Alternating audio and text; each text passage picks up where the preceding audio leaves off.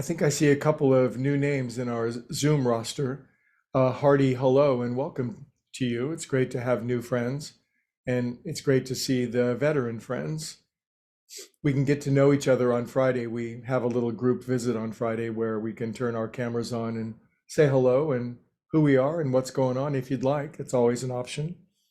If you're new, I'm not sure you can see him, but this is Puma Pants. He's my big, beautiful black mountain lion snow puma.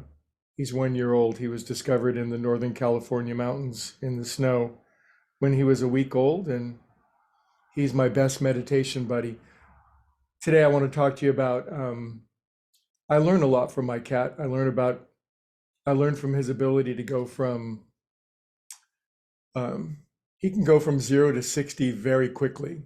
Something walks, a spider goes across the floor, a bird goes by the window. Boy, can he respond in a hurry. It's amazing to watch. But another one of his great qualities that I think I admire even more is his ability to go from 60 to 0 in no time flat.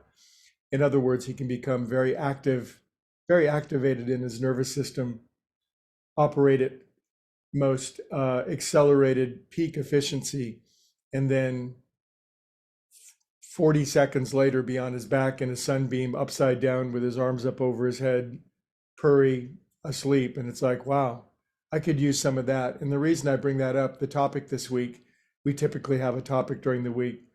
It's that wonderful line that says, our spiritual practice will deliver us the serenity to meet any calamity. And I just am noting for myself that this year so far has been the most wacky ride of the most wild episodes that are, quote, happening to me. It's happening to me. Of course, I have nothing to do with it. It's just happening to me. But I know at very deep levels, things are being orchestrated. But I notice I've been on a roller coaster ride of like, that was a good thing. That was a bad thing. That was two good things. That was four bad things. That was a good thing. That was a bad thing. That was, oh my God, that was a really bad thing. Oh my God, that's the best thing. And it's like up and down and up and down. And I teach yoga and meditation for a living. And here I am.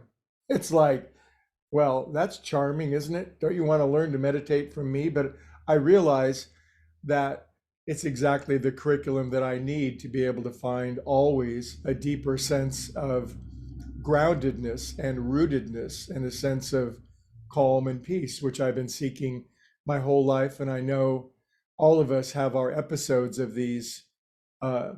It's the turbulent part of the plane trip, right? And I have to trust that while I'm riding back there in business class, hopefully, that God is piloting, and that's my language. We can use whatever we want, but I am always developing and working on developing and seeking to develop a greater sense of trust and faith that I'm taken care of, that my path is sure, that my way is certain, that the universe, God, love, source is always going out in front of me and making my crooked ways straight, so to speak. And it's really quite a curriculum sometimes. And so I'm really grateful for this. I'm grateful, crazy, I'm agitated, delighted, I'm adrenalized, but I was born with a very adrenalized kind of PTSD nervous system from, my childhood, blah, blah, blah, whatever. Maybe you had some of that too. Did you have perfect parents?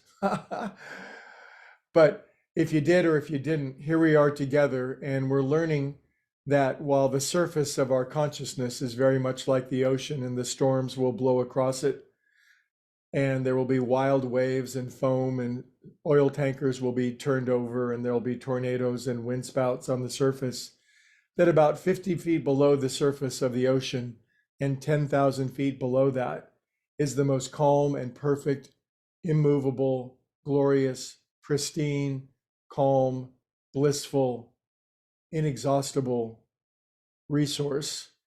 And I'm seeking that. And I know that if I use all of my individual twists and turns on my personal roller coaster ride, if I put them, if I put them to good use, that I will always be delivered into this greater sense of peace.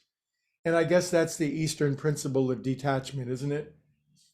I've never really liked the idea of detachment. I want to be involved in life, passionate, and yet I need that balance of detachment that whatever's going on, I can observe it and see things in its proper perspective and not make every little molehill into a mountain. That's my confession today. What's yours?